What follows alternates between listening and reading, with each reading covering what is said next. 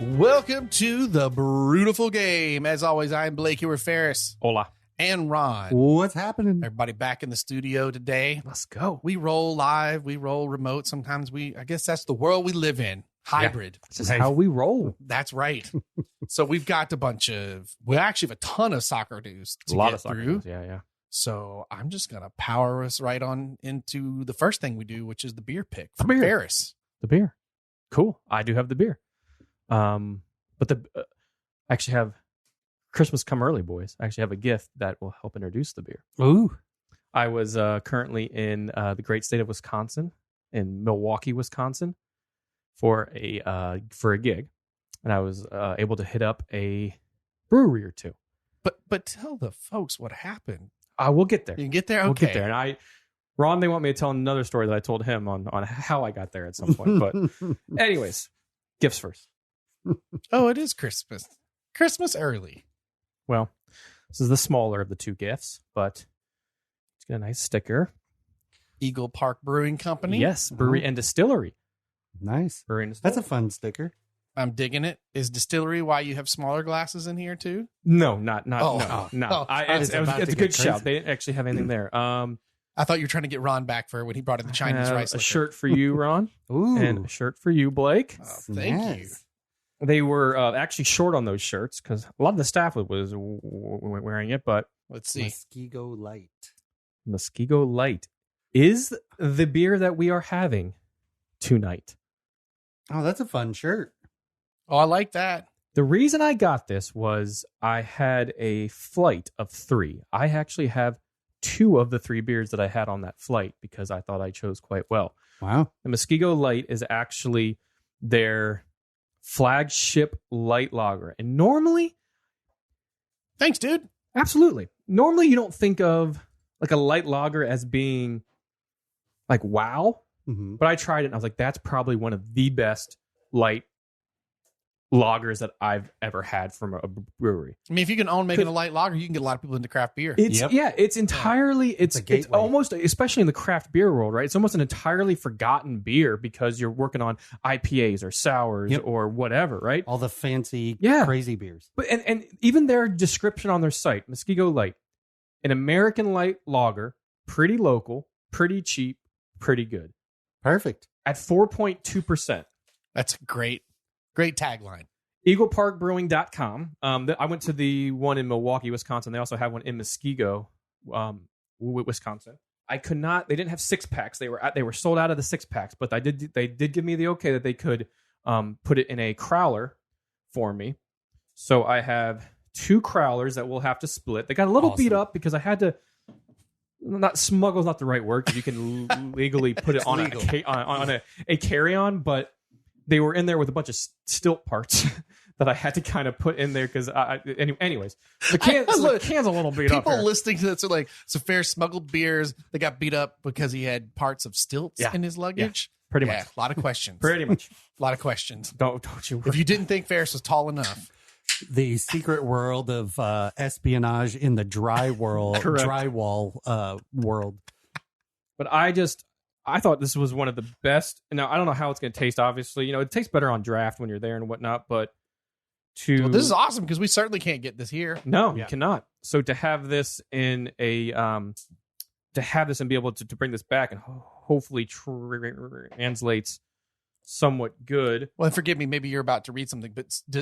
So this is like a craft Bud Light. I mean, that's what we're talking about here. Essentially. So is it a Pilsner style? Is that just an American light lager? That's awesome. Is it all it says on their site, anyways? Let me make sure I have enough. But I have 2. Was it 19.2 ounce cans? Is that what it says on there, Ron? Yeah. Yep. That was like they said they were able to crowler because they ran out of 6-packs for this. I love the crowlers became a thing, so it's so much easier to get beer for the go. Yep. All right. I'm excited about this, man. You've officially brought in the first light beer. I think right? I don't think there's any way we've never had a light beer on here. There might be. Pacifico we've had on. Well, but that's not a light beer. Little Kings, is that? Oh, what the hell you call that? I don't know. No, that's a cream ale. That's a cream ale. Excuse me, Little Kings. How dare you? I know, right? I'm excited. But this was just one of the because you don't really know what to expect from like a light beer, right? And you usually don't order that if you're at a craft. You want to go, let's see what their IPAs are like. Or let's see what that's like. But that they were wearing the shirts and it seemed to be like their flagship. Let me try it. I tried it and I was like, holy crap. I said, that's one of the best craft light lagers I've ever had. And that's what prompted me to buy the shirts and kind of see if I can get this in cans to go, and bingo bango. Nice. I'm digging it. Great. So from Eagle, and the funny thing is, as I went there on a Saturday afternoon, I was able to watch a match that we'll talk about, Borussia Dortmund and Bayern on my iPad there. But I walked in and there was a gaggle of Santas. Is that what you call a group of them? No clue. A flock of Santas? A herd? I don't think it's a murder. They were doing murder of Santas. They were doing this bike tour thing around Milwaukee. So there was dozens of Santas that infested this brewery. So an infestation of Santas. I was showing, I will show you the video that I took, but this was maybe a quarter of the Santas. A bunch more showed up. Yeah, you're gonna have to share that in the socials because that's amazing. That's a quarter filled with red and white outfits. Amazing. That's Santas, right? You know what it reminded me of for a second? You remember in Jingle All the Way when they go to that like the Schwarzenegger one? Yes. Yeah. When they go to that like Santa warehouse where they're making these cheap like, whatchamacallit Turbo toys. Man, right? Yeah, Turbo they're Man like the toy? cheap Turbo Mans that speak Spanish and they fall apart and you open up the box. Bill Murray. You had all these Santas. You had like the Kevin Nash of Santas, and then you had that's what I felt like I walked into. Was like it was brilliant. Every Santa of every shape and size. Exactly. We got a Jingle All the Way reference in December before we dropped a Christmas Vacation reference. That's a record. You're welcome. Nice. All right. I can't wait. All right, yeah, man. Cheers. Ooh, smells great. Cilantro, boys. The smell's wild to me because I don't mean this is an insult. It smells like a fresher Bud Light. Real crisp smell. Slightly lemony. Got a fruity. Yeah. Yeah. Mm-hmm. It was canned on 12/4, so my 2 days goodness. ago. You were watching a football game with this, you just, Right? Isn't it? Man, It is Easy crazy drinking. good craft lager. well, this is you said Pacifico, but it reminds me how like some of the craft it's breweries it's not. have started to do craft Mexican lagers, and I really dig those. And this is, I mean, it's kind of like doing that with the light beer. This is awesome. I had it and I was like, wow, I've not had like this is good. Yeah. It's better than a Bud Light. I don't want to say Miller Lite because that's theirs up there, But no, this is It's a good pale straw fantastic. color. Yeah, Sure. but not as clear as a Bud Light though. No. Where it's got that sort of horse pea vibe. Yeah, no, it's easy, smooth. That's good, you're man. Drinking. This here's You a can tell beer. it's a bit more because it's been in the can. Where off draft things just taste a little bit Probably not as better. carbonated. Probably correct. Yeah, exactly. So, but it's dang good, and I'm glad that they survived the trip despite the cans being beat up a little bit here. But that's all right. Thanks, man, and thanks for That's the shirts, great. dude. Yeah. Absolutely. And then we get about Thankfully. halfway. I have a finisher Ooh. beer from them. That was the second one that I had that I thought was great, and see if I can bring back. That sounds dangerous.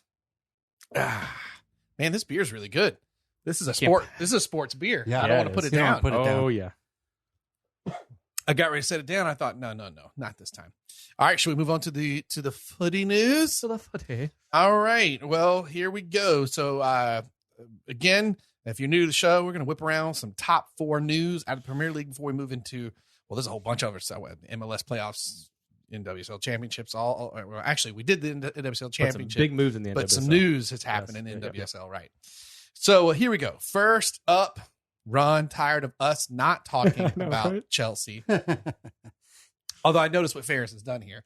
Yeah. Finally puts Chelsea's news into the top 4 with a Chelsea FC stumbled down to 3rd as Moyes' men delivered the final hammer blow in a 3-2 match, which saw West Ham's Arthur Masuaku. Thank you. Cross shot hit the back of the net in the 87th minute. Maybe instead of Lukaku, the Blues should bring in Sam Kerr as lead striker, as her double in the Women's FA Cup helped her Chelsea FC women's side secure the domestic treble, Super League Cup, and now the FA Cup for the women's team as they played Arsenal on Sunday. This past Sunday? Correct. Saturday? Yep. I know as an Arsenal sport, I'm obviously pulling for Arsenal, but to see Sam Kerr do well, it's like hard to like nasty I can't- chip. Yeah, One of the man. nastiest chips that you will see from any player out there. Unbelievable. And when he says nasty, he means completely amazing and skillful. Just filthy. But yeah, chip. like no one's going to stop And that. she should have scored 3 other goals in the first half. She went one off the crossbar, one off the post, and dragged the other one just. That's like a Wayne Gretzky hat trick, or if you hit all the posts in the thing, or something to that extent. And like her, is it Frank Kirby up front for them? Yep. Just absolutely dominated the match and just were so lethal. It was amazing to see how tactically Chelsea was set up for the ladies FA Cup final. And man, Arsenal had no idea what to do or how to fix it. And the midfield just rolled right over everybody. It was awesome. What a great match. And it was on ESPN Plus if you did not catch it, but you can catch a replay of that, which that's pretty cool. Has the Women's FA Cup been on ESPN Plus yet? I don't think so. I think NBC has the no, the Champions League might have been on ESPN Plus for them. Maybe, yeah. Yeah. It's wild that I can forget because we're actually getting so much soccer, including women's soccer now, over from Europe in the States. Yeah, that's amazing. That think back to the yesteryear when we started this podcast. Right after Leicester had won the Premier League. Right. Yep. You couldn't find anything. No. Yeah. No. And what's cool is like the league play. So the Super League is the English women's league over there. But something that I always like is on men's international breaks, NBC SN, which is now going to be USA Network, or they're moving that channel's going to dissolve and then they're going to move over. They play on Saturday and Sunday mornings and show those on there. Yeah. So you wake up and you want in some like Premier League action, you get the next best thing, and you can watch Man United. As I'm wearing a Man United Kristen Esters, I was able to watch them during the international breaks last year because NBC showed the games. Pardon me, I'm an Arsenal fan, so for me, it's not the next best thing. It is the best thing. Right.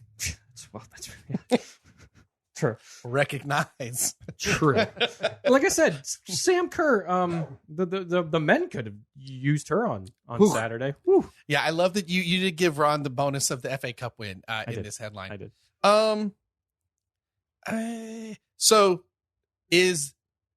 Does Chelsea screw this up? Are the Hammers just still punching way above the weight that everybody thought they were going to? I think it's both. A little both? Right. I think that Chelsea's got some problems that they've got to sort out. They still are having striker identity issues between Thibaut Werner, which reports he could be going Ron, up north to Manchester wait. United. Wait, who? Lukaku. No. Who's the first name you said? Who? Right. Is he playing in the Premier League? Who's that guy? I've never seen him. He does every once in a while. He might be playing for Man United if reports are true in January. Unless he continues to not score, then he is bound for the glory of the Gunners. So it's just wait there, buddy, because that is exactly the kind of signing we make. We need Gunners, a striker, so let's snag the guy who cannot score right now in the Premier League. So yeah, we're having all sorts of striker identity issues, and then our midfield isn't all that healthy. N'Golo Kante is still having injuries. Issues with his ankle. And he is the kingmaker. Yeah. And, I give Jorginho a lot of stick pretty much all the time. We really missed him a few times this season. And he does well and he means well. He just gives the ball over and then he pouts a lot. So he means well. But he's still not my favorite. Our defense is a little bit patchwork. So we're having some issues. We need to solve those out. I mean, the Hammers are. Don't worry, Ron has tested negative. You hear him hacking up a lot. Sorry about that. Over here. I'm trying to be discreet. The Hammers are going to be spoilers this year, right? Because they've beaten Liverpool. Yeah, man, it's just hard for me to. I know what you mean, but I just feel like they're better than spoilers. But then again, they've lost and drawn some to teams nowhere near the top. Yeah, 5 or 6, but they've beaten a majority of those up there and some pretty impressive results. Now they've also all been at the London Stadium though, so keep that in mind. It's not like they've necessarily gone away and had these big wins. I think this was definitely them playing to what we know they can play, like they did against Liverpool and those teams. But I think more so, it's Chelsea with some injuries and people aren't fit yet. Kind of throws their team out of whack, right? Because you have Havertz playing this false 9, and in a way, and he's more of a number 10 than he is a 9. Well, then you have Mount kind of off to the left and Ziyech off to the right. Mount should be playing in that number 10 role, not off to the necessarily the left. You have this hybrid back 3 with James, and instead of Chilwell off there, you have Alonso, who can become threatening, but doesn't quite offer what Chilwell does in terms of crosses into the box and those type of things. Well, Alonso's just much more of an attacking mindset. So you really need Alonso thrives in a back 4 or a back 5 when you still have that protection, but Alonso can just break forward for long points of the game. Getting back and forth is tough. Right. And what Chilwell does is he does get up and down well. He's defensively sound, but he's not overly offensively minded to what you're saying, but he can play a ball into the box. And when you have a big number 9 like Lukaku, or who just is, he's not right, and he came on at half, but when you have that, it helps to have those balls in the box and have somebody big like that to bring them down. You can just tell he wasn't ready. No, that's why he came on at half. So and it's a back line of Rudiger, Christensen, and Silva. Silva's 34. Rudiger's been playing well, and Christensen, he's like the Lindelof for like he's good sometimes, he's not other times. He's semi-consistent, but he's semi-not. Like he's just cost you games, won you games. Yeah, exactly. Yeah. It just a very, very odd thing, and I think whatever Moyes is doing to set his sides up for these big games, he's especially at home. He's hitting every time right now. Yeah. So, do you think Moyes will stay at West Ham or some club poach him? No, I don't think he's going anywhere. Who would poach him right now? Who wants to take a chance on that to have him create identical magic at someplace else? Leicester? Maybe. That was the place that popped in my head, only because the Braj is struggling. Maybe, but look at what the Braj, like they tried to get that with what Braj was doing up north in Scotland for Celtic to kind of to bring that down here, right? After he kind of bounced around. Moyes has been in the league. Moyes isn't necessarily an unknown product. That West Ham brought him in was, after a couple of failed attempts in other areas, and the last time he was in the Premier League, obviously with Manchester United, it was kind of a gamble. But what he has in place, and we've talked about it, he has a very good core. That Zuma coming in to kind of shore up that back Chelsea line. Player. Yep, has been huge. The Declan Rice, the linchpin in their team, sits there.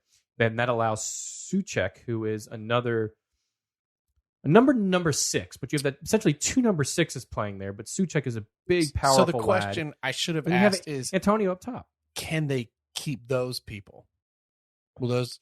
Declan Rice would be the hardest one to hang on to. I think so too. Antonio, with his injury rate, you're not really, unless you're not going to have a big club go in for him.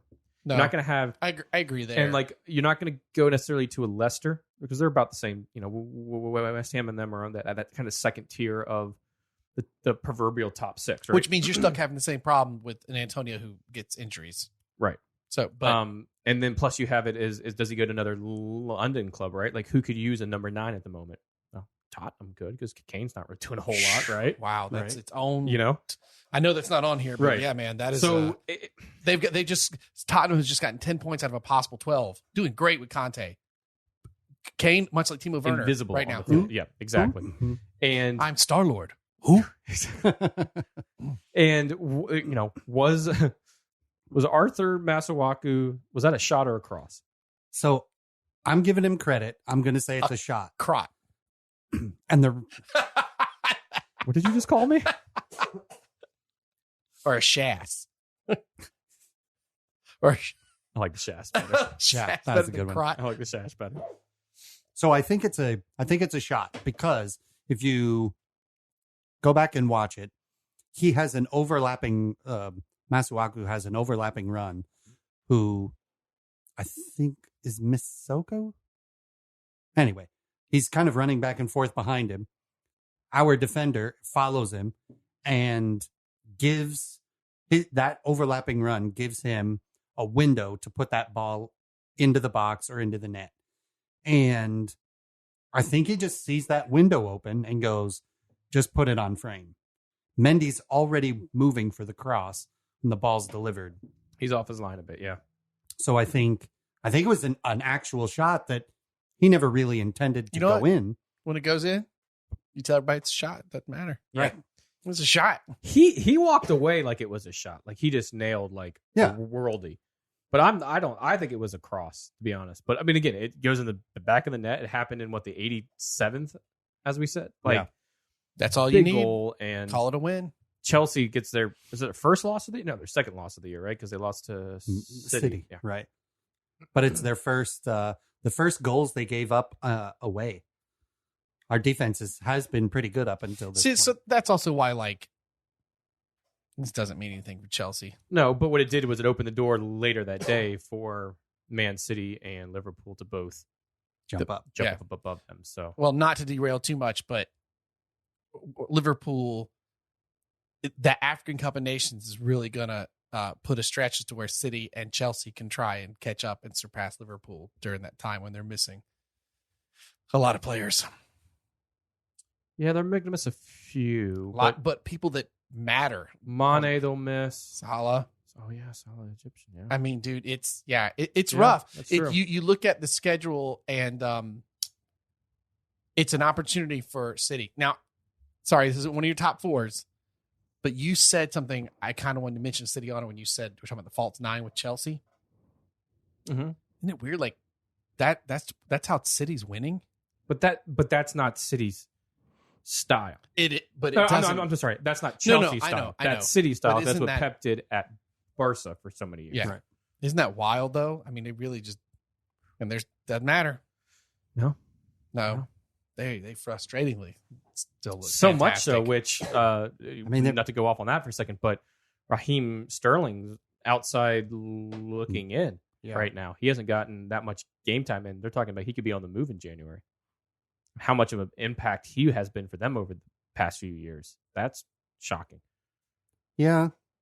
But to be honest, I think where's he go? I don't think he stays in the Premier League. That's what I was thinking. Any club would be happy to have him, any club, right? Yeah. I don't know where he goes though. Yeah. Maybe back to Liverpool? Dude, part of the £250 million acquisition at Newcastle for their new players. Yeah, that's right. There you go. Welcome to the championship, Raheem Sterling. They're like, hey, here's just for the next 6 months. Here's $50 million. Boom. Just to let's do possibly. But I don't see where else he would go. Juventus, maybe? I can see that. Wow, interesting. Well, I would say Barca. But Barca doesn't have two rocks to run together right now. No, they basically who do they sign back on a free? Oh hell, I'll have to look up his name. He basically signed for like $1 or something. But Mars will go to someone, and he'll make a pretty penny if they get rid of him in January. You know who won't make any money from Man City in January? It's Tottenham. Woo! They screwed that up by not selling Kane when they could have. And yeah, 160 million, whatever it was supposedly been up to. Man, cold hard cash. They could have just ridiculous. Yeah, that's got to be coming back to bite them. Oops. Oh my God, who is that freaking player? Well, there's a good segue. Speaking of all this money, this leads us to team number 2, right? Yeah. So, or topic number 2, I should say. Definitely not team number 2 right now. Topic 2, Newcastle get their first win of the season by beating bottom of the table Norwich at St. James Park 1-0 to earn Edward Howe. I like you put Edward in there. Edward Howe, his first win as the Magpies manager, while fellow new manager Steven Gerrard and his Aston Villa team moved into the top 10 as they beat Leicester 2-1 on Saturday. Stevie G's won his first 3 out of 4 matches in charge of the Midlands club, with their only loss coming against current league leaders Man City. What a start for Stevie G, man. Yep. Up next is he goes on to take Liverpool on at Anfield. Boy, that's going to be a fun reception. That's Right. going to be tough. Like Liverpool gets to cheer on their new manager that's going to be there 3 years from now. When do you think Klopp's going to leave? Oh, And then it's going to be Stevie Who G. knows? Maybe. Oh, could you maybe. imagine? oh, Ferris will love that. I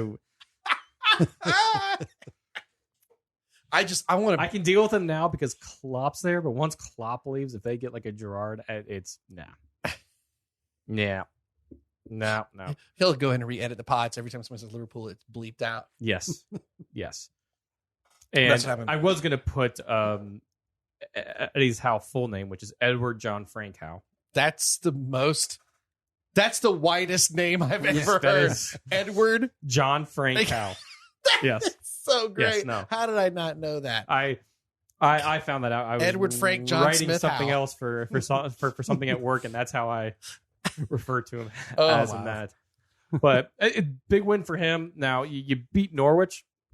They're Nor- right below you. The British people are making fun of us. Norwich. Norwich, correct. No W. Norwich. Norwich, like Norris. Warwick Davis. Norwich. Norwich. Norwich. I got a Norwich over here. Yeah. Not a South itch. A Norwich. Yeah, exactly. Lee, that was for you if you're listening. I corrected him. The Newcastle win. We don't go on too much about it, but it is their first, so I figured we have to kind of. No, it's a big Okay. deal. It's the first under him. It also was a reminder because we kind of just saying these dudes are gone. But the bottom 6 is as tight as the top 6 right now. Yep. I mean, with the manager bounce that Norwich had despite this loss, Burnley is there actually right now feel the most crash and burny is Burnley.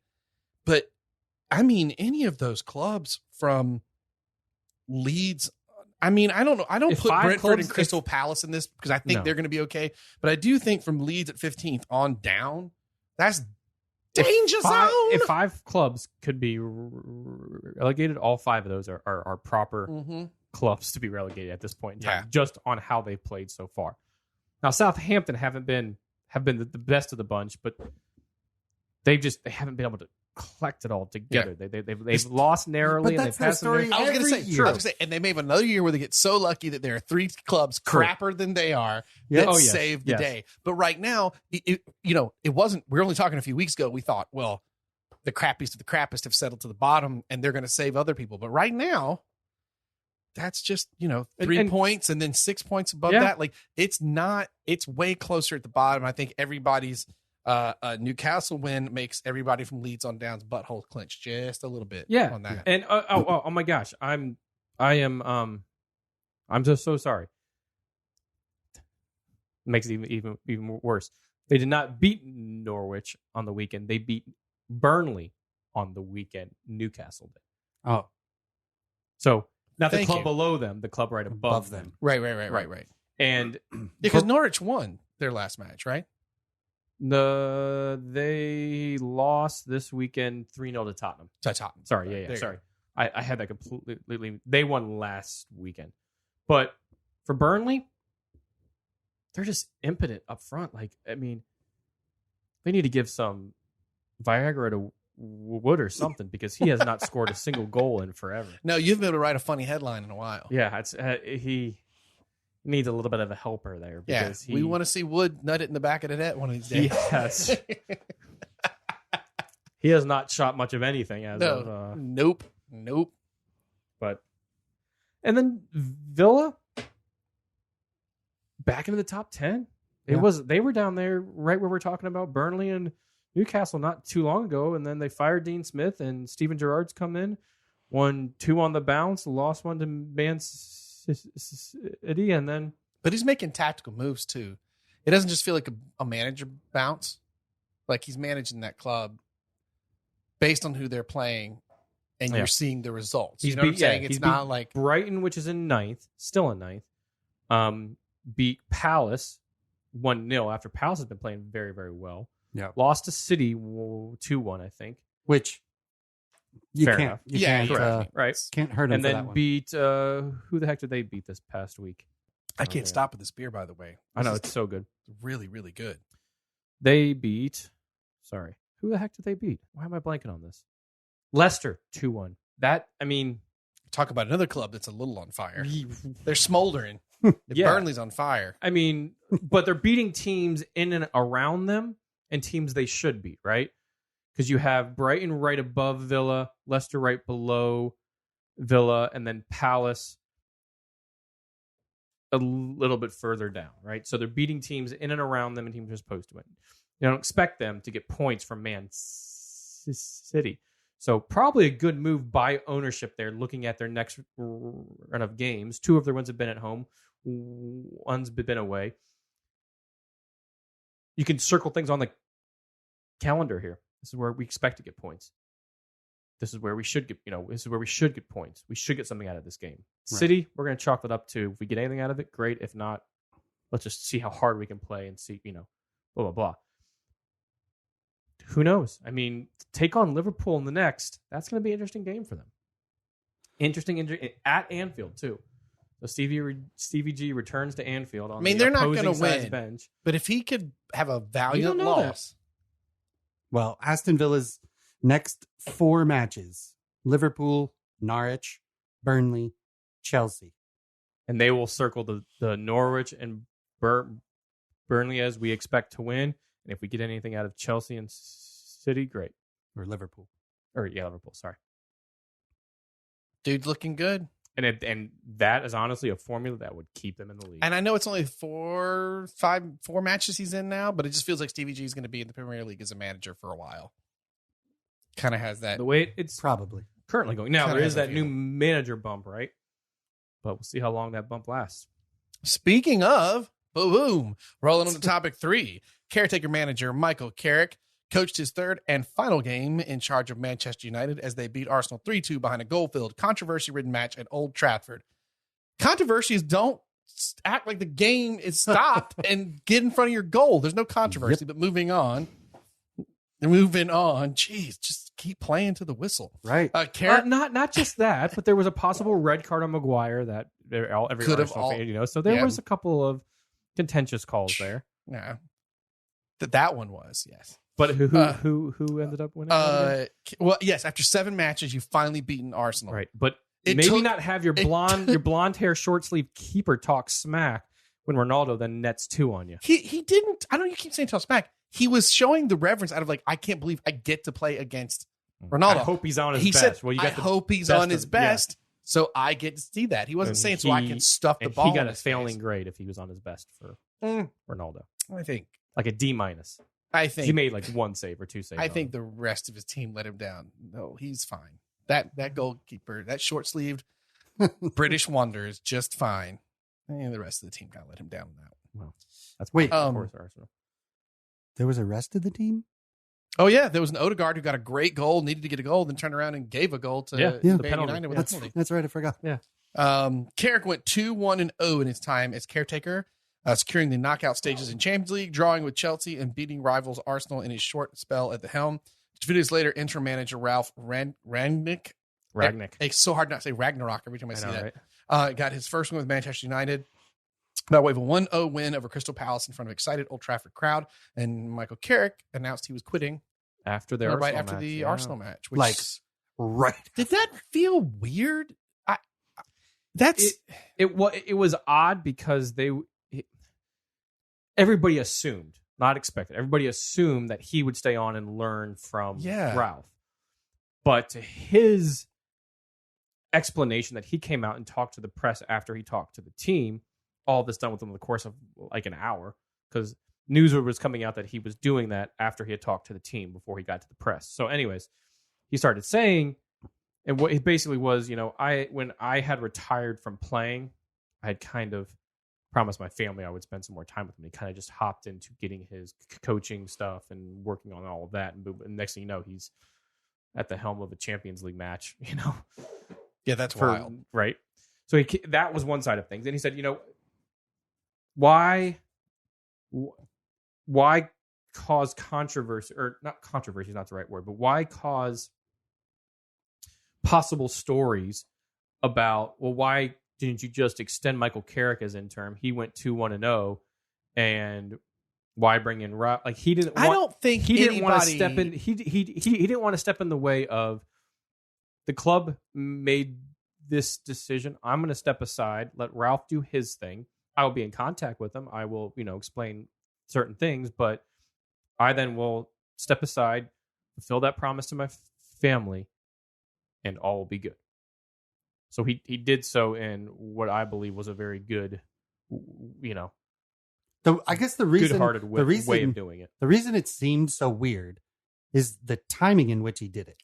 Like, if you wait a day, or wait 4 hours, it felt like he was making a statement. People are running off the field, and he's like, "By the way, I'm out. See ya." Like that, it felt so rushed and so odd. So, despite the fact that almost everyone agrees it was time to do something new, stuff like that with Carrick and some of the other players makes it feel like they are not happy with what happened to Ole.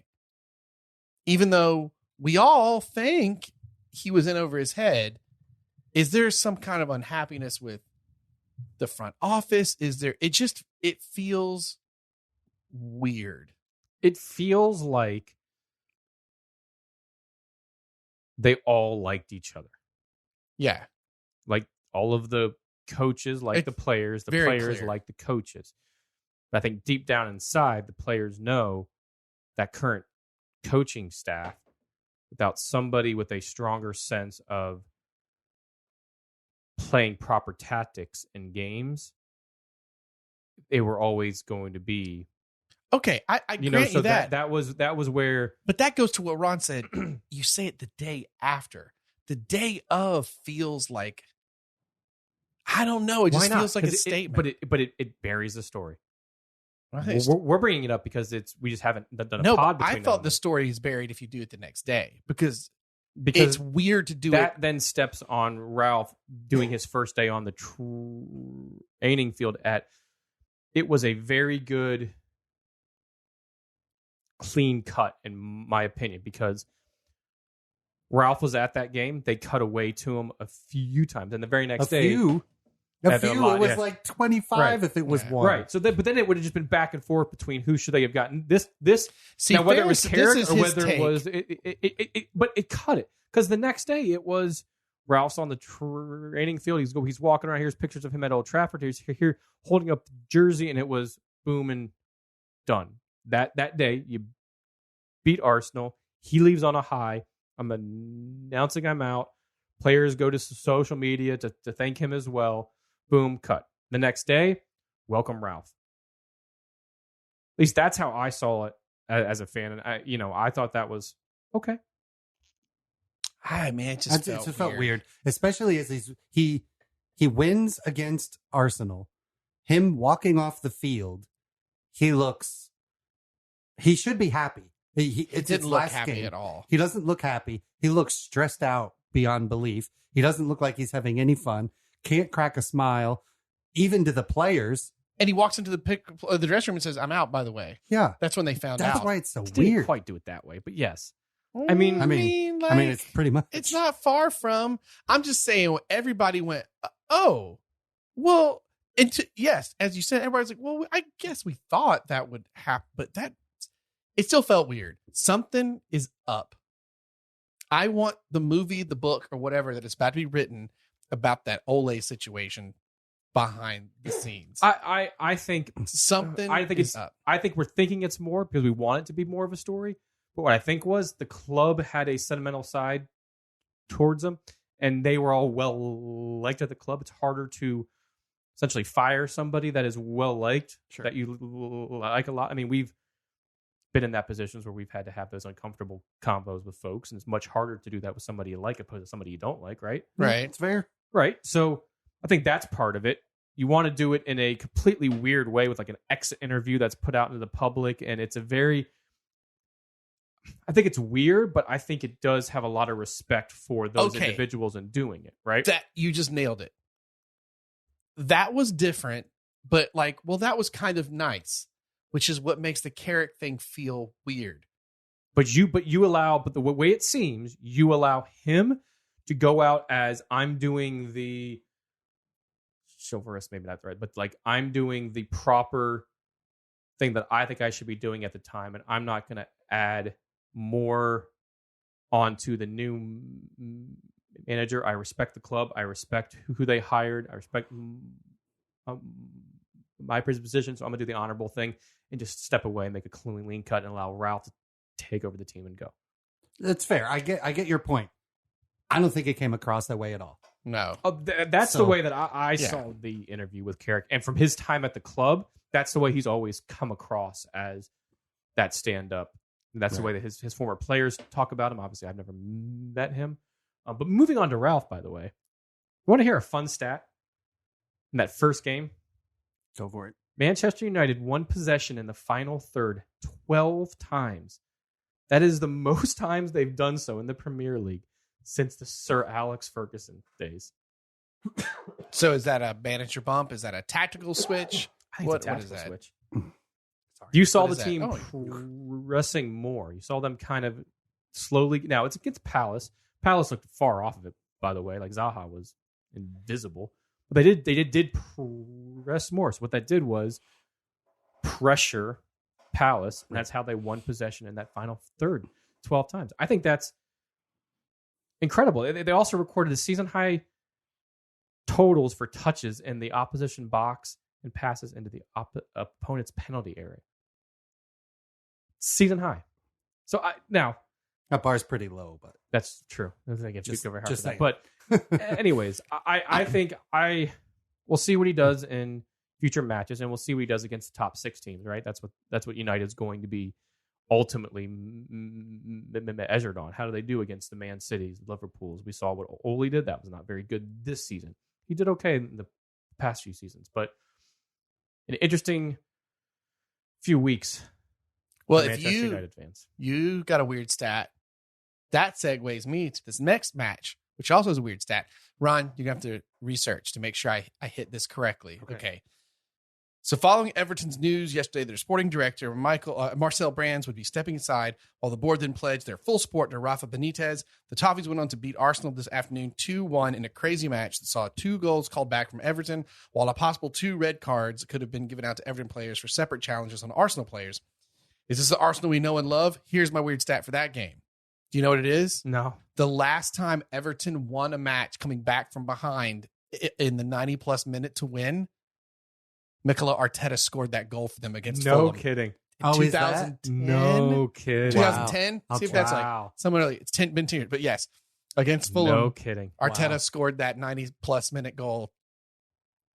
Wow. So there's your weird stat. This was a weird one to watch.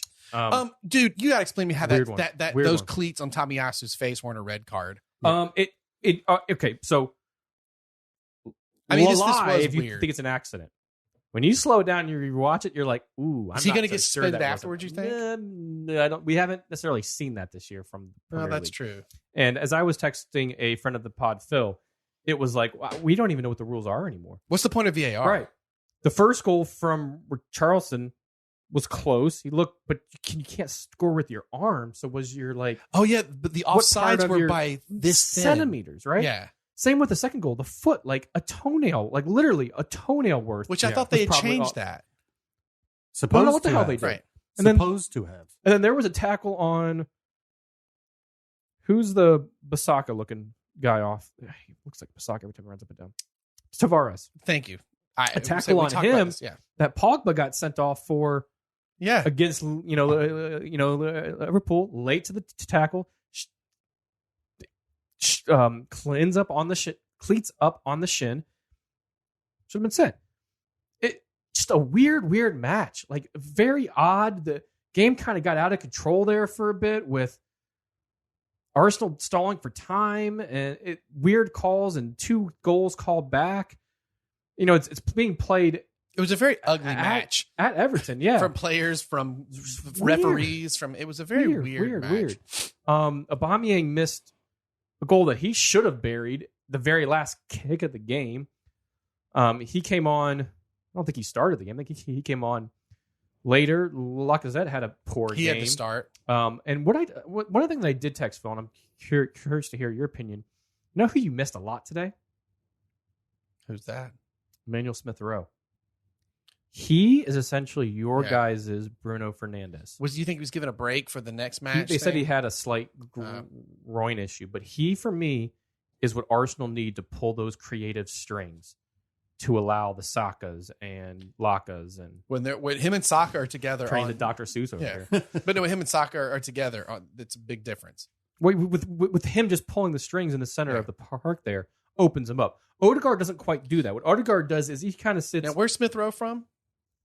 England. Where's Saka from? England. Graham Potter, the new coach of Arsenal, in a few games it doesn't turn around.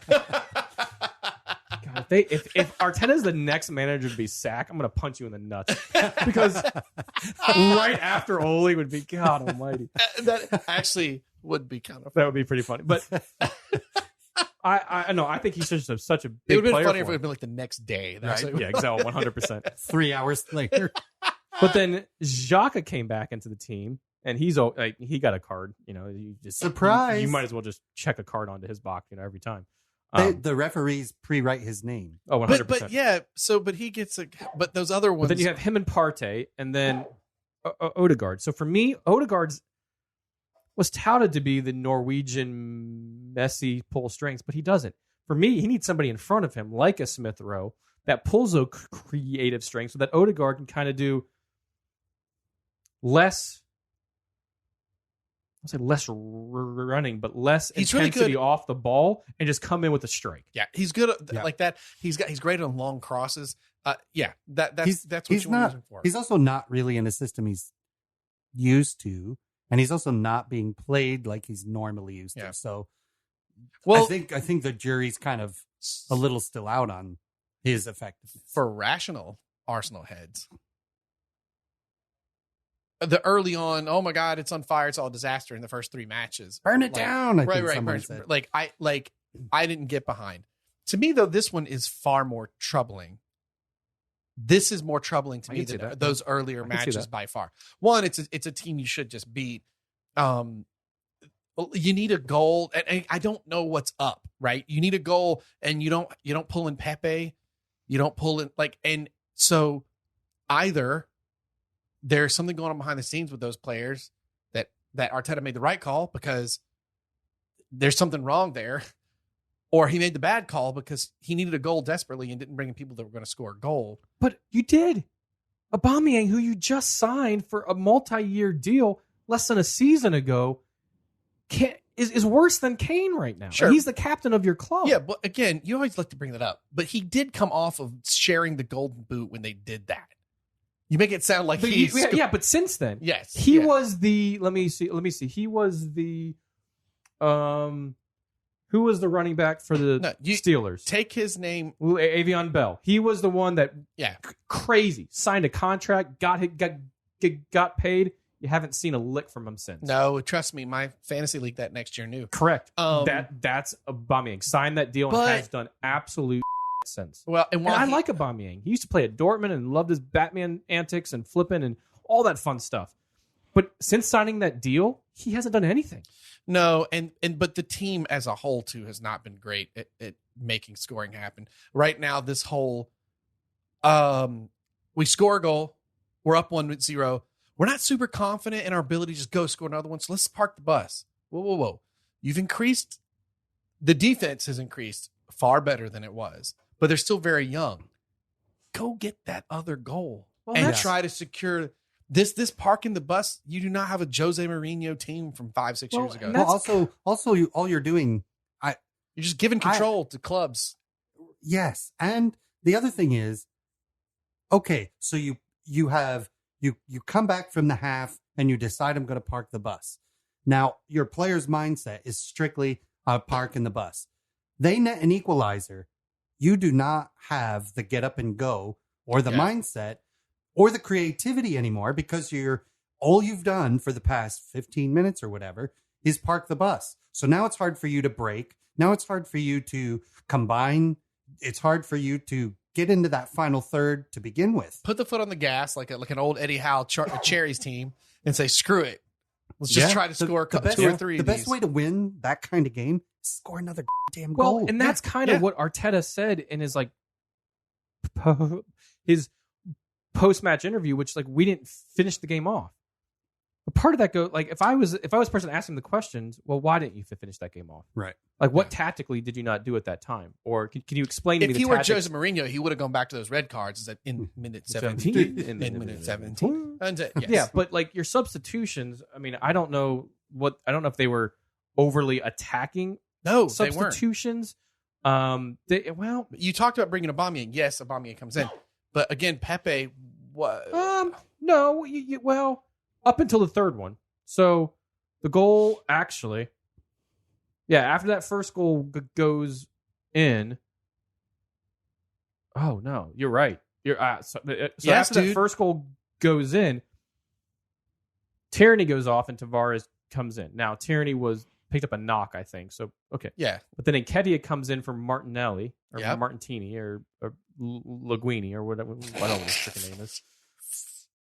And then Martin. After Richarlison puts in the first goal, so it's 1-1. Aubameyang comes in for Lacazette. You're not playing those two together, and they usually play very well together. So why not take off a Saka or an Odegaard or an Odegaard who had just gotten a card? Lacazette can't play that whole game. He just can't. He can't play the whole game. That's he why. Comes off, and now you set him up to finish off the game, which is what he should have done, and at least tied it up with that last kick of the game. He doesn't do that. Instead, Damari Gray comes in, nets an awesome goal, and Iwobi almost scored shortly after that. Who do we send in then? That was it. There were three. Just those three. I thought you had one more to go. No. So, I mean, you don't bring on the attacking until after some goals have gone in, but have some faith. We've been scoring quick. That's a new thing for us. Score a second one quick. I just don't get the Man United's an excellent example. I don't care if you guys had a bad run of form. It's still a club of people like Ronaldo on it. Yeah. And Sancho and Fernandez. They can, on their worst days, they'll still score. So don't just give them the ball. It's very strange. Yeah. It's very strange. Before you move on, real quick, you were very close on your stat. Oh, the stat with Arteta? The kick from Arteta is a spot kick after a penalty, and it was 10 years ago. 25th April 2010. And that's what... Yeah, Arteta fires a injury time winner from the spot after Chris Baird's clumsy challenge against Tim Fulham. Cahill. Mm-hmm. Yeah, and it was Isn't that wild? Yeah. There you go. All right, Ferris, I know we got way behind. There was a lot to talk about. Yep. So we're a little behind. Shall we press you forward on the table? Sure. Man City currently sit atop of the table. They had a pretty commanding win against Watford this past week. Liverpool 2 also won. 32 goal differential. Crazy. Just below them, Chelsea in third, and West Ham with their win finish out the top four. With that loss from Arsenal past few times and Tottenham's win, they bump up to fifth. United are in sixth, and Arsenal are currently in the Europa Conference League spot of seventh. Wolverhampton Wanderers, Brighton Hove Albion, and Aston Villa round out the top 10, all fairly close on points, all within a game or two, but they're also close with points. They're only, 4 points off of 6, so very, very tight up there within the top 10. Leicester City, Everton, Brentford are 11 through 13. Palace, a bit of a slide. They were playing so well, and now they just can't really seem to score a goal. They're in 14th. Southampton, still struggling, won on the weekend, but they're still just sitting there in 16th. Can't just quite turn it all on this year for them. Losing Danny Ings was huge for them in the offseason. Watford in 17th. Burnley, Newcastle, and Norwich are in the relegation zone, and they might be there for quite a bit. Well, before we... Oh, sorry. Still only 5 teams in the Premier League have positive goal differential. Man United's only one below fifth that's got a positive at +1. Yeah. And that was that one that we scored on Sunday. Everybody, I'm really frustrated with Arsenal. Actually, a lot of people have scoring problems. Yes. So, like, that's where we are. Before I throw this to Ron for the beer news, Blake's crazy prediction. Ooh. Arsenal in the season ranked at 10th. Crystal Palace in at 14th. Patrick Vieira is the new coach, manager for Arsenal next year, and they can Arteta. And everybody goes, Potter. Wait, what? No, I said prediction. Oh. Different than, I didn't say I wanted Potter. I'm just saying Saka and Middlesbrough. Sure. I'm just saying, if you're going to predict Arsenal, you need to go a little weird. That's the kind of weird that would happen. Fair enough. But aren't you done with bringing old players into the club as managers?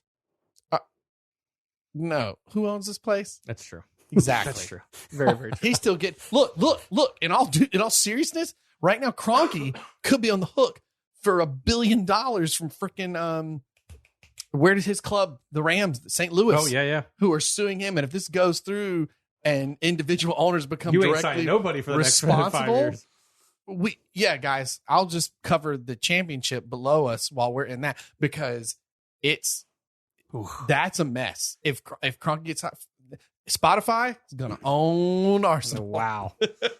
That dude from Spotify, the founder or whatever, he's gonna come in and buy it because I don't know if you've caught up with that, but in all seriousness, St. Louis going after Kroenke, and if that happens, that is gonna mess up pro sports in America big time. I'm gonna have to check that out. I don't know anything about it. Go St. Louis. I still think that's BS that they paid all that money to build a stadium for the Rams, and then they were like, later we're gone before the stadium's even paid for, and left the city on the hook for the stadium. Oh wow, that's what happened. That's Kroenke. That's the owner of the Arsenal. Woo. Yay! Speaking of Arsenal, F that dude. Real quick before right in the hole.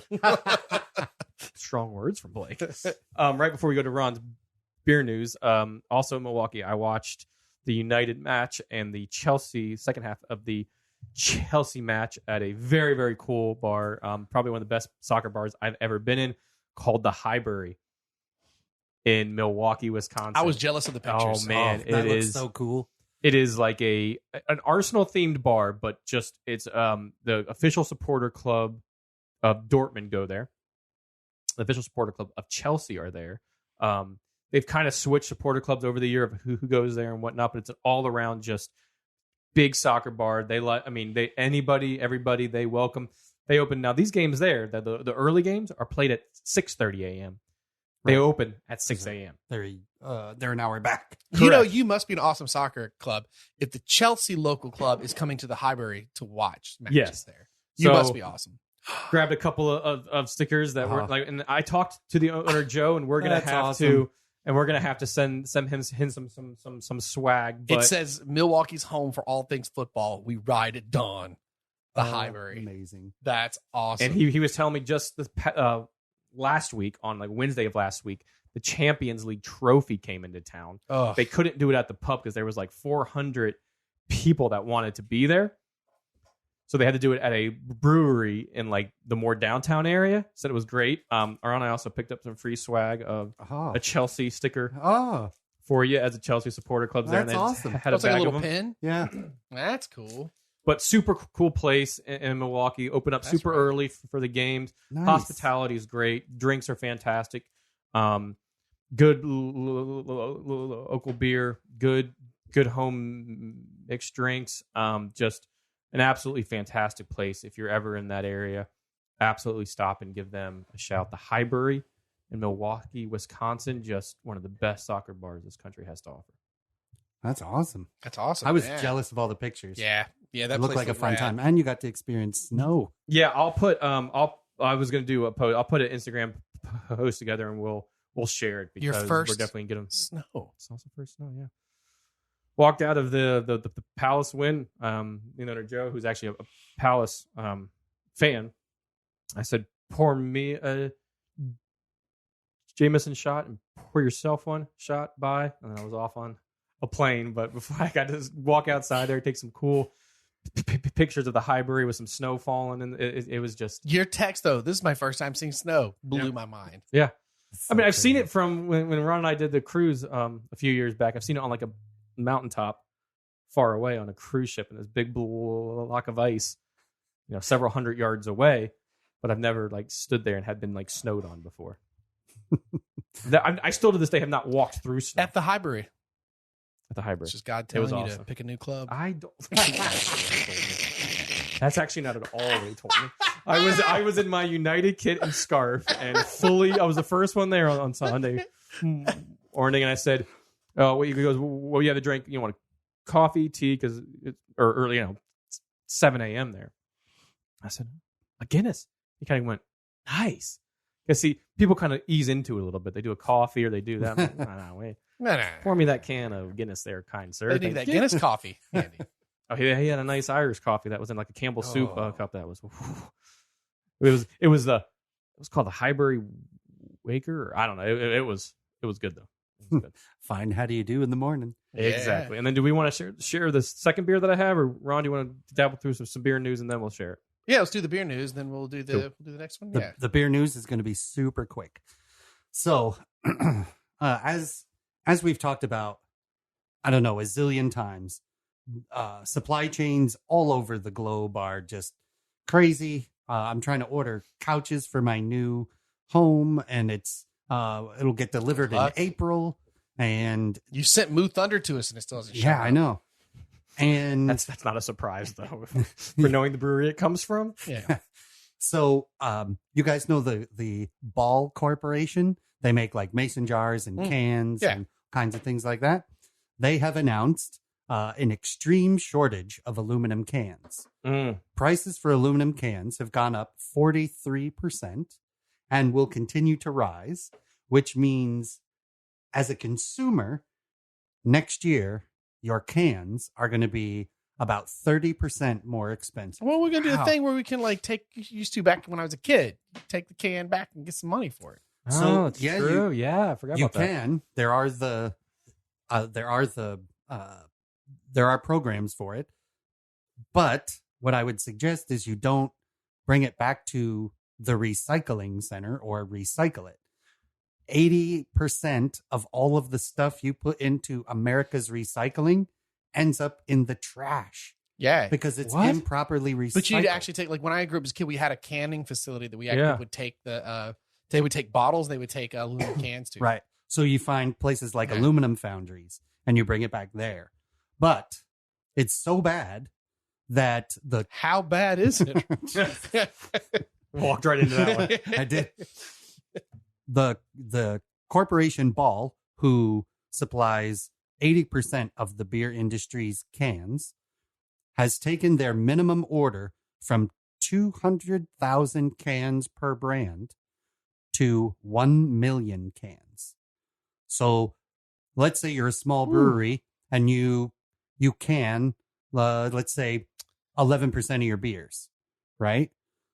Or all of them. Some of them do all. But, a lot of the small ones, they have tap rooms and bottles. Oh, sorry. Right? I thought you meant the percentage of the stuff I understand what you're saying. I got you. Yeah. So now you're trying to get into cans because of pandemic. You're trying to let people do walkaways or takeaways.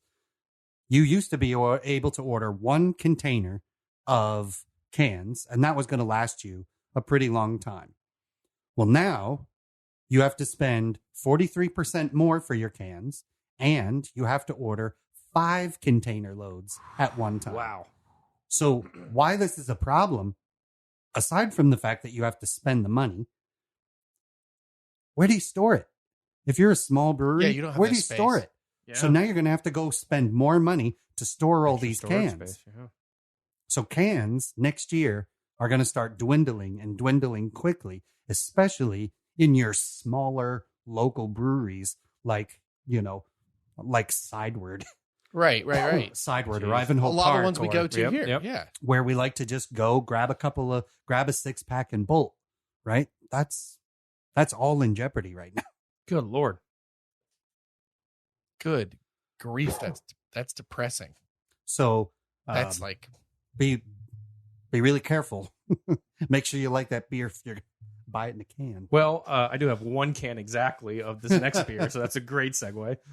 I think I, excuse me, had mentioned it on the text between you guys, but I have a 12% Imperial Bourbon Barrel Aged Stout Blake, you will like this, called Man Your Battle Stations.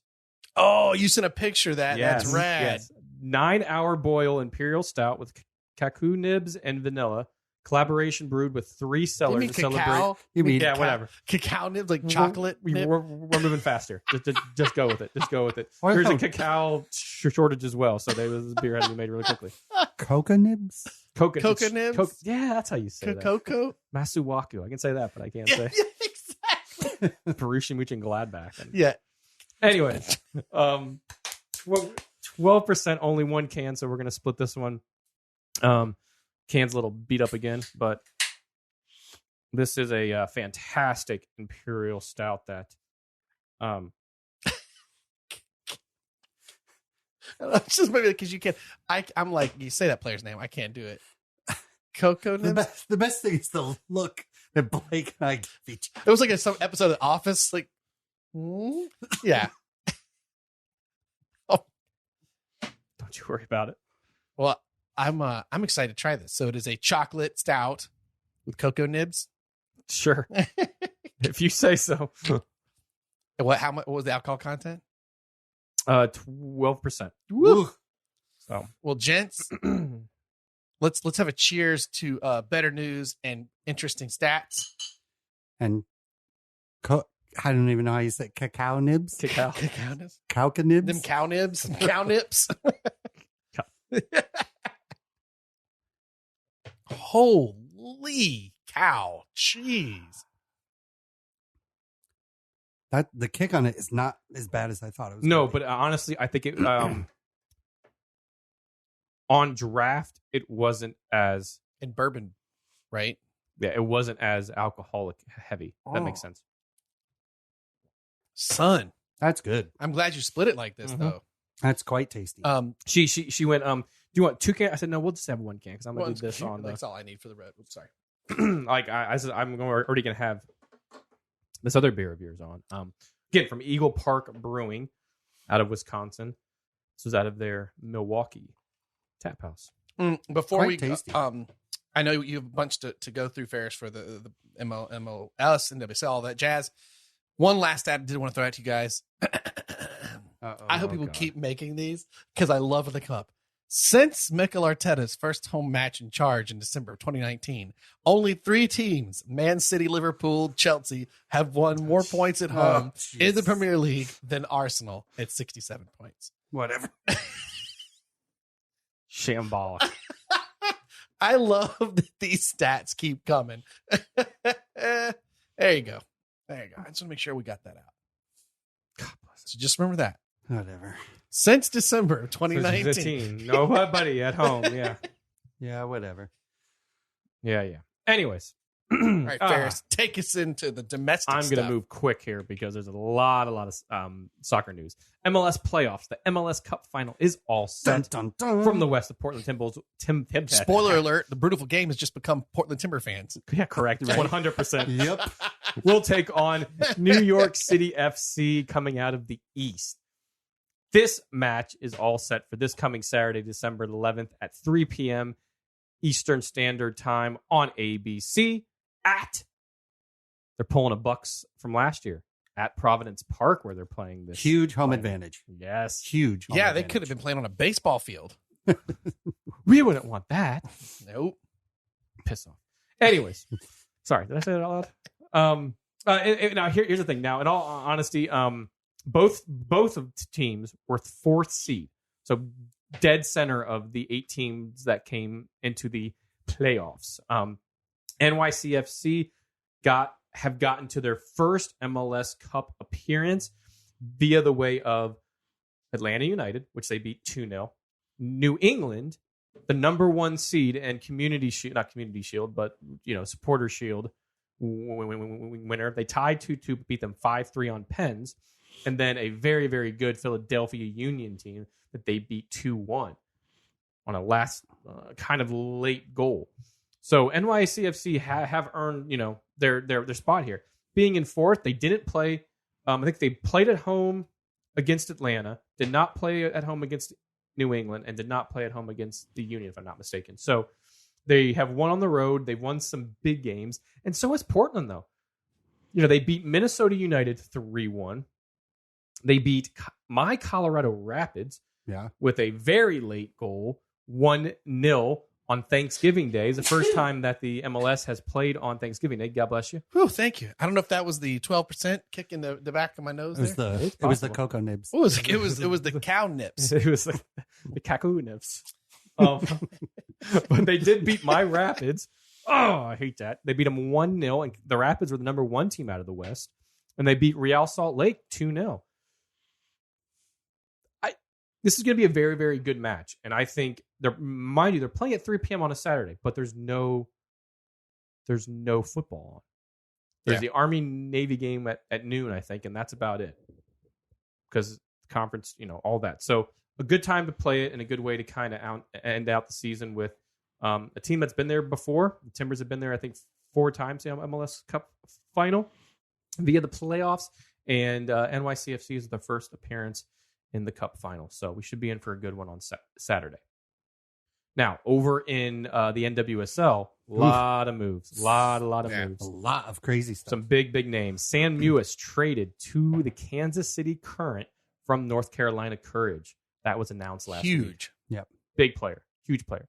Jody Taylor, England international player, was traded from the Orlando Pride to the San Diego Wave.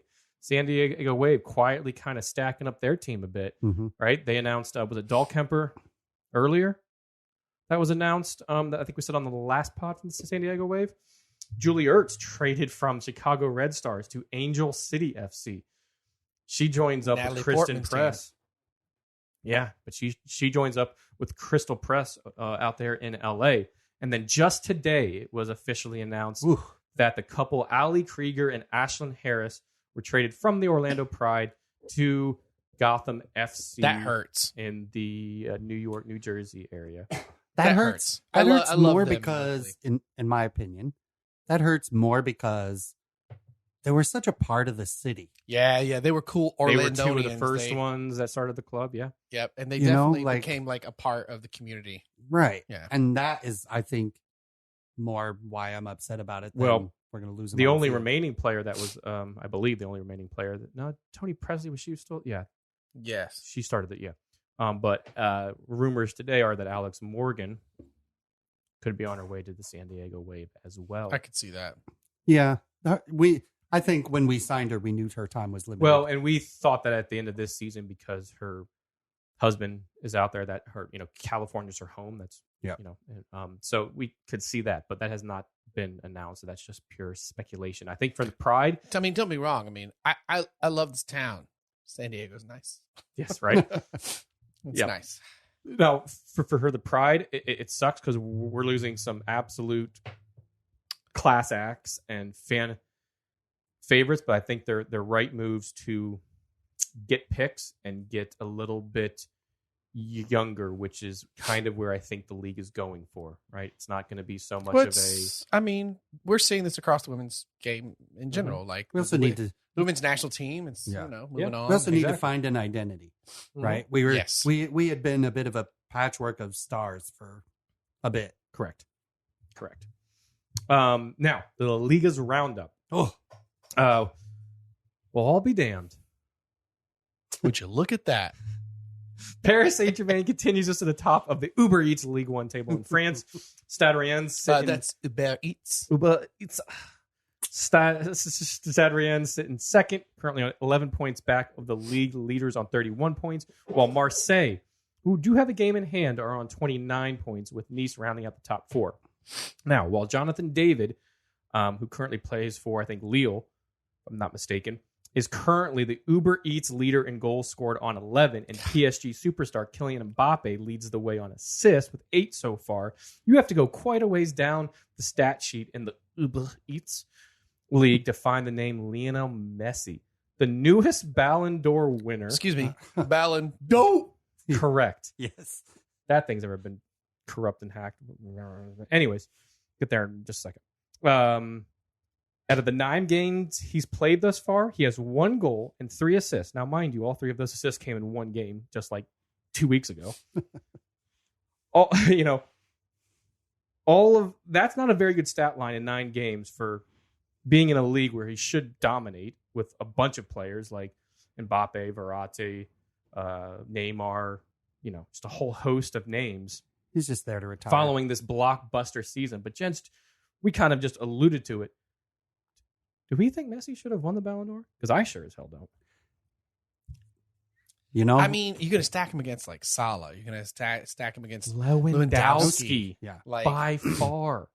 Who got robbed last year when they, for no reason, decided not to do the Ballon d'Or when they could have. Right. Yeah. And Argentina finally won the Copa, whatever, but I don't think that was not necessarily Messi. Remember, Messi quit on the Argentina squad a few seasons back. Remember when he quit after and he was retiring from national He's football? Crying at the end. Yeah, because he lost to Chile and everybody said it. All these players are like, this shouldn't have been.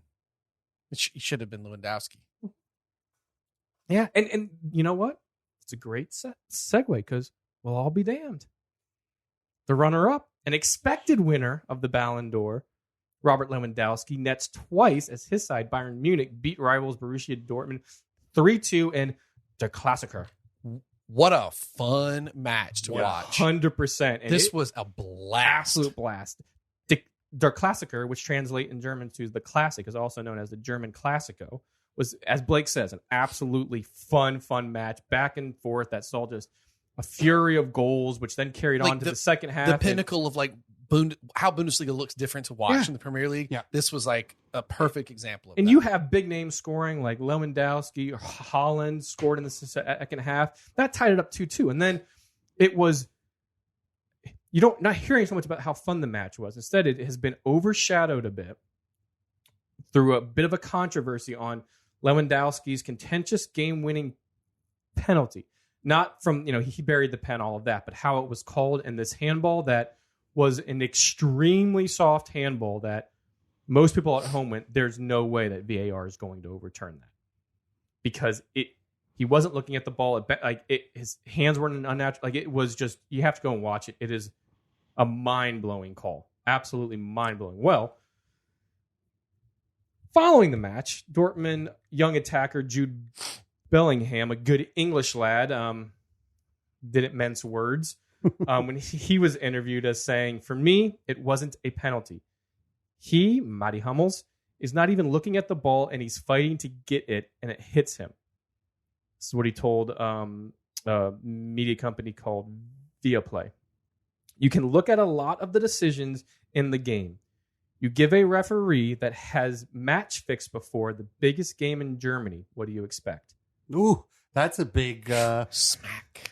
Well, not only that, but that's a big allegation. That is throwing hard shade. Now, it doesn't come quite unfounded, right? Because that call was very, especially if you're on the Dortmund side of things, which I am. You're like, there's no way that gets called. No, but has that guy been called for match? He absolutely has. So the head ref, Felix Zweier, is that how you say that? Sure. We'll go with Zweier. Who in 2005 was banned for 6 months for agreeing to make incorrect decisions in a match when he was an assistant referee.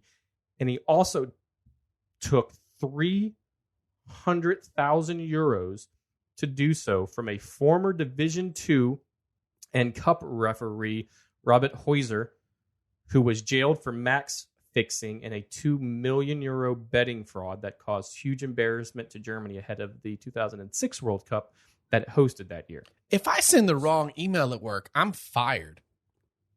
How is this dude still get back? That's right? Refereeing? Banned for 6 months and is now at the top flight. Like, Bellingham's not necessarily like not far off. If I'm that pissed about that call, that's a pretty You know what's great good, though? He can say that. How does anybody you shouldn't. I mean, he did get busted. It was totally proven, and he did. Right, you can't fight back. You can't fight that. You got the cards backing to say that statement. Now, Bellingham, he's an English lad that you just come on back. Yeah, he come on back to England.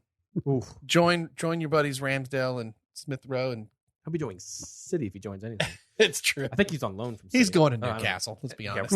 He's 100%. they got all the money. Newcastle's biggest signing. He'll be 100%. joining him and Holland going to Newcastle. 100%.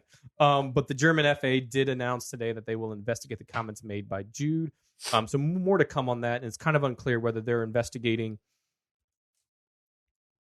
the meat and potatoes behind what Jude said, is it being like factual and actually looking into the ref, or if they're just investigating, getting his side of it and going, okay, you're not going to be fined. You're now going to be blah, blah, blah for saying those things. So more to come on He'll that. just be more a hero of Dortmund if they find him. 100%. They'll love him. 100%. Everybody in town will be like, we got your schnitzel for the next year. We got you. But Come on over. it is sad when penalties change games. I mean, if you even go back to the midweek game of Arsenal and United, probably should have been a 2-2 game and a draw, right? But that was a penalty by Odegaard. That was a penalty, right? But you kind of hate to see it decided that way. This was I'd rather see it decided by a penalty that was far less of a penalty. Obviously a penalty, though. Right, and it kind of ruined what was a really good game, back and forth, and a lot of good goals. So I'm slowly turning to the side against VAR. It's been weird as of late. Okay, so we loved it in the World Cup. And we all said, it's being done right. We really enjoyed it.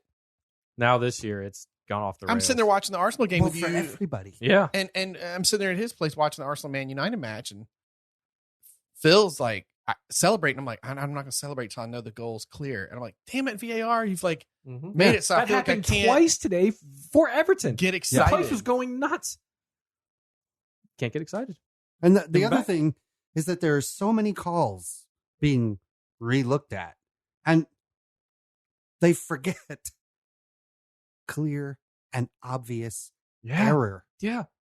Yeah, except when they don't, though, Ron.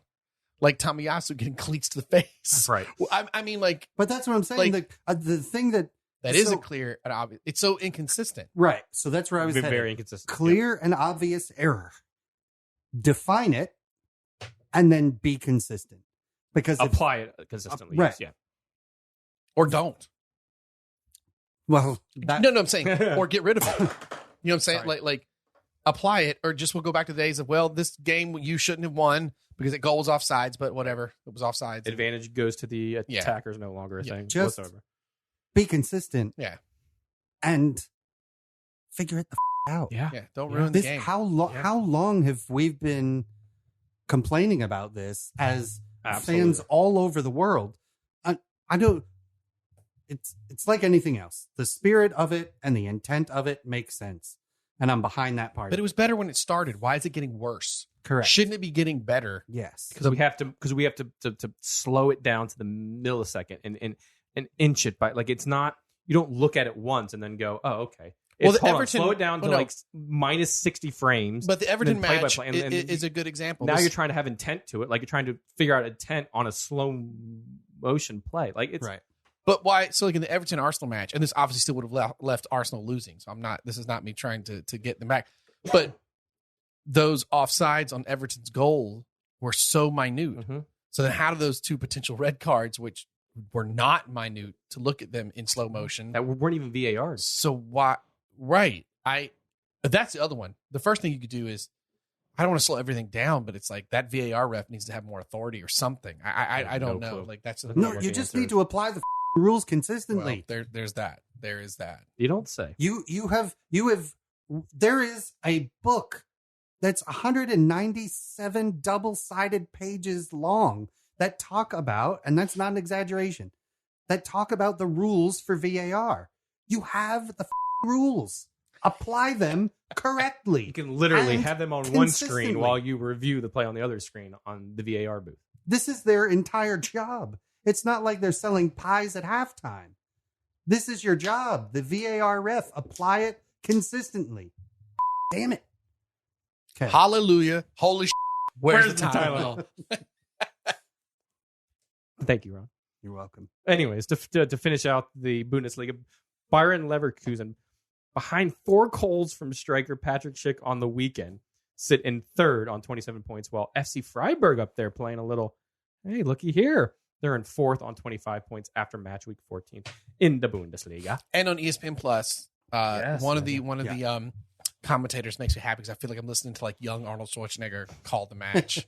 He's fun. I love the way. I know it's going over here, and then I'm just like, oh, he's got that slight Austrian thing. Put the ball in the back of the net. Maybe he's not from there, and I'm totally misrepresenting the dialect, but I'm like, this sounds like a young Arnold Schwarzenegger. I love it. Oh, that's awesome. I'll fly through the last few leagues. Get the ball in the goal. I would pay money to have Mr. Schwarzenegger call a game. It's not a goal. It's not a goal. Maybe Schwarzenegger will be in the next Uber Eats Get to the commercial. VAR. Get to the VAR. Apply it correctly. Consistently. Well, I'll be damned. Real Madrid still sit in first in La Liga on 39 points, 8 points ahead of Sevilla, who sit in second, while Real Betis sit in third and Atletico Madrid sit in fourth. You have to still go quite a ways down to Barcelona, who sit in seventh. Following the sacking of Ronald Koeman several weeks back, Barca legend Xavi has come in and has actually done okay, right? He's won 2, drawn 1, and lost 0 in his first 3 matches, but this past Saturday did lose 1-0 to third place team Real Betis. Where's Ronald Koeman at now? Probably sitting next to He's waiting to get that Arsenal call? Ooh, you don't want him. You don't want him. You don't understand. Probably sitting with Louis Van Gaal, and they're just enjoying When the I cocktail. say these things, it's not about want. It's True. about the narrative that it's gonna happen. Probably the gonna be only way weird. after Kroenke loses that that settlement. It's probably about the only coach you can bring in at this point. But the Spanish league, Real Madrid are really playing some very, very, very good ball, and let's see how the league plays out during the winter period as they're going to play a few more, go on break, and then come back. Well, I'll be damned. It's the Milans who sit atop of the Italian Serie A table. Like a family he knows. Yeah. The The Milans. Milans. AC Milan sit in first on 38 points, while Inter have moved up to second on 37 points. Milan is a great place right now. They're having a lot of fun. Mm-hmm. Napoli sit in third on 36 points, while Atalanta sit in fourth on 34 points. Now, you're asking, where is Juventus? Well, the league really does need to keep an eye on them because although they are now fifth in the table and they've moved up that way, remember we talked about them being in seventh and eighth there for a bit. They're still on 27 points, which is quite a ways back from 34 points from that top 4 at the moment. But you win a few games here, one of those teams drop a few points, and you're getting closer. There's still a lot of games to be played. But Juventus have been playing some very good ball in the league as they have won 4 of their last 5 in the league. So the Scudetto is definitely heating up, and it is quite an interesting league to watch as you have the likes of Zlatan in that league. And There is no World Cup without Zlatan. absolutely. But you have Jose still there managing Roma. Not great. Not great. Guys, the great one is not He's having a great time. He's the he's less not. than great one right now. No, he's not. But that is your La Liga's roundup. Woof. Oh, It's an exciting time to be alive, I know. gentlemen. I'm just waiting for Jose to get back in the Premier League somewhere. Arsenal Football Club. That I mean, he'd have to, right? Yep. Complete the Trinity. Full circle. that would be Kroenke would have just been sued for $1 billion and lost, and then the Arsenal fans would just they would That would get be a boat, brilliant. sail it right over to here and find Last yeah. Premier League job was Tottenham. Before that, it was Manchester United, and he goes to Arsenal. That would be brilliant. God. I mean, he's only got, Liverpool and... And Arsenal was after Tammy Abraham. Remember that? Yeah. And he convinced him to go to Roma. He's like, "Don't go there where you'll sit in mid-table. Come with me." Burr, burr, burr, burr. So now go to Arsenal, sit mid-table, and bring Mhm. Abraham back. The food is good. And food better than where he's hanging out right now. But yes, that could happen. So that wraps us up. So what was our beers of the pod? From Eagle Park Brewing and Distillery out of Milwaukee, or the Wisconsin area. They have a couple of different tap rooms. The Muskego Light, very, very good. That was a American light delicious Great lager. Oh, yeah. Great Great lager. One of the best craft lagers that I've had. And then Ron? The Man Your Battle Stations Bourbon Barrel Aged Stout at a Imperial. whopping 12%. But it is tasty as hell. Really though. glad It you was spread quite it out, though. If we each had one of these, Right. Yeah, no. I'd So be this laying is- down and avoiding. it's a beer for sipping. Yeah. This is a beer. But it's good. It just has a Yeah. very...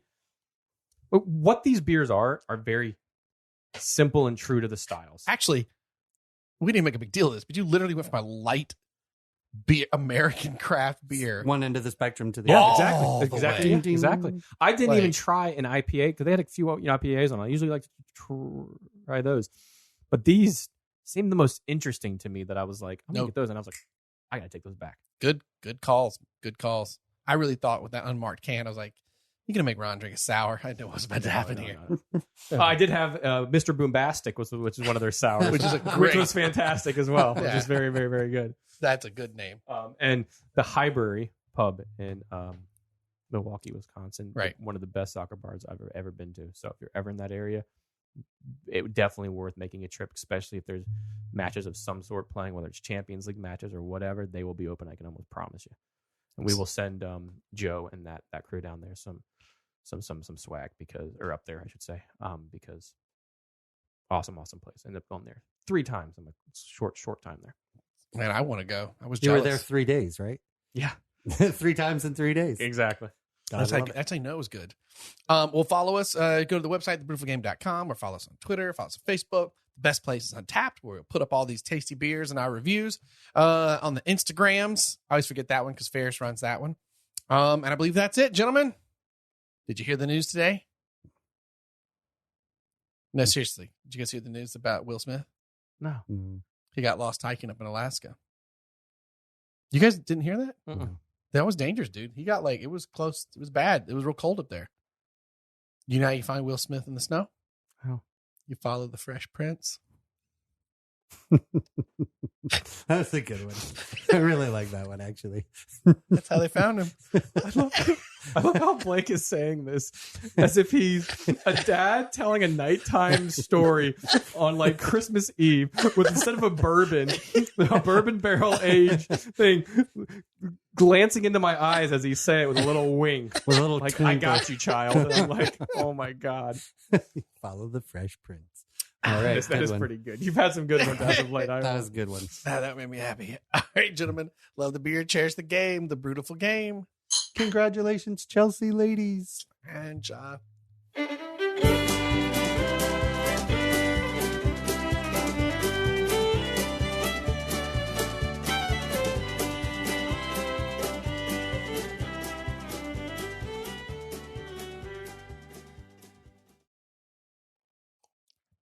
All about how my life got flipped, turned upside down.